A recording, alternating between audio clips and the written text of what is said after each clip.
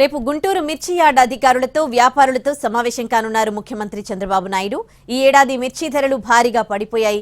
దాంతో తీసుకోవాల్సిన చర్యలపై రాష్ట్ర ప్రభుత్వం అధికారులు వ్యాపారులతో చర్చించనుంది. రాష్ట్ర ప్రభుత్వం గతంలో ఎప్పుడూ లేనంతగా రేట్లు పడిపోవడంతో రంగంలోకి దిగింది ఏపీ ప్రభుత్వం. రేపు వ్యాపారులు మార్కెట్ కమిటీ ప్రతినిధులతో మాట్లాడి ధరల పతనానికి కారణాలను తెలుసుకోనున్నారు ముఖ్యమంత్రి. ఈ ఏడాది 5 లక్షల ఎకరాల్లో మిరప సాగు చేశారు రైతులు. 12 లక్షల మెట్రిక్ టన్నుల మిర్చి దిగుబడొచ్చింది. ఇప్పటికే 4 లక్షల మెట్రిక్ టన్నుల మిరపను వ్యాపారులు కొనుగోలు చేశారు.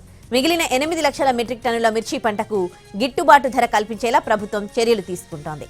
రేపటి మీటింగ్ తర్వాత రాష్ట్ర ప్రభుత్వం తీసుకోనున్న నిర్ణయాలపై మిరప రైతులు వ్యాపారుల్లో ఉత్కంఠ నెలకొంది.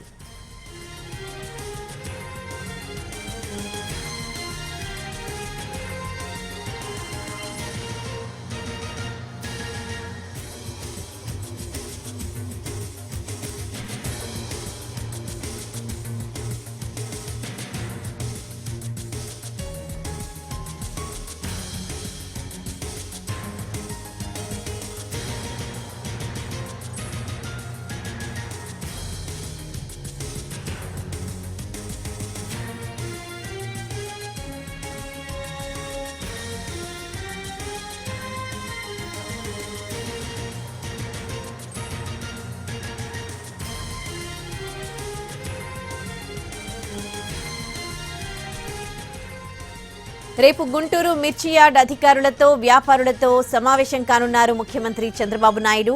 ఈ ఏడాది మిర్చి ధరలు భారీగా పడిపోయాయి. దాంతో తీసుకోవాల్సిన చర్యలపై రాష్ట్ర ప్రభుత్వం అధికారులు వ్యాపారులతో చర్చించనుంది. రాష్ట్ర ప్రభుత్వం గతంలో ఎప్పుడూ లేనంతగా రేట్లు పడిపోవడంతో రంగంలోకి దిగింది ఏపీ ప్రభుత్వం. రేపు వ్యాపారులు మార్కెట్ కమిటీ ప్రతినిధులతో మాట్లాడి ధరల పతనానికి కారణాలను తెలుసుకోనున్నారు ముఖ్యమంత్రి. ఈ ఏడాది 5 లక్షల ఎకరాల్లో మిరప సాగు చేశారు రైతులు.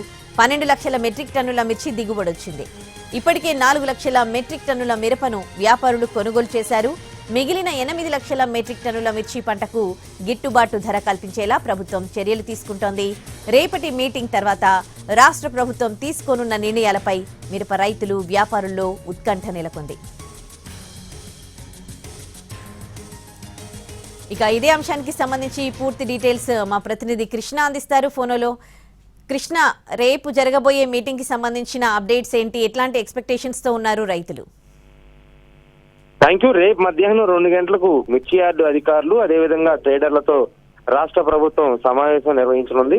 ముఖ్యంగా ఇటీవల కాలంలో మిర్చి ధరల పతనంపై రాష్ట్ర ప్రభుత్వం చర్చించనుంది. అంటే ఎందుకు మిర్చి ధరలు పతనం అయ్యాయి, ఎక్స్పోర్ట్ చేసినటువంటి దేశాలు అంటే ప్రధానంగా మనకి గుంటూరు మిర్చి యార్డ్ నుంచి మనకి శ్రీలంక, చైనా, థాయిలాండ్, అదేవిధంగా సింగపూర్ లాంటి దేశాలకు వెళ్తాయి. కొన్ని ప్రాంతాల నుంచి అంటే వియత్నాం లాంటి ప్రాంతాలకు వెళ్తాయి. అదేవిధంగా యుఎస్ లాంటి ప్రాంతాలకు కూడా వెళ్తుంటాయి. సో ఈ ప్రాంతాల్లో ఎగుమతులకు సంబంధించినటువంటి ఏమన్నా ప్రాబ్లమ్స్ ఉన్నాయా, అక్కడ స్థానికంగా ఉన్నటువంటి సమస్యలు ఏంటి అనే విషయాల్లో కూడా ప్రభుత్వం డేటా సేకరించనుంది. అదేవిధంగా రైతులకి ఏ విధంగా మేలు చేస్తే, ఏ విధంగా వాళ్ళతో మాట్లాడితే మేలు జరుగుతుందనేటువంటి విషయాలను కూడా ప్రభుత్వం చర్చించనుంది.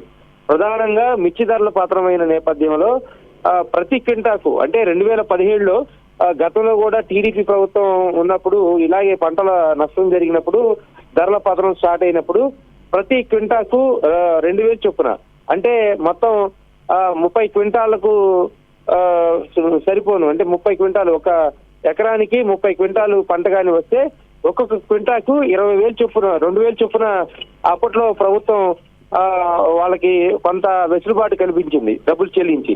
ఇప్పుడు కూడా అదే మార్గదర్శకాలను పాటించాలా, లేదంటే కనీసం మద్దతు ధర ప్రకటించి దానికి అదనంగా రైతులకి ఒక్కొక్క క్వింటాకు ఇంత అమౌంట్ అనేది ఇవ్వాలా అనేటువంటి అంశాలను అధికారుల నుంచి డేటా సేకరించనుంది ప్రభుత్వం. అదేవిధంగా ట్రేడర్స్ కూడా ఎదుర్కొంటున్నటువంటి సమస్యలు ఏంటి,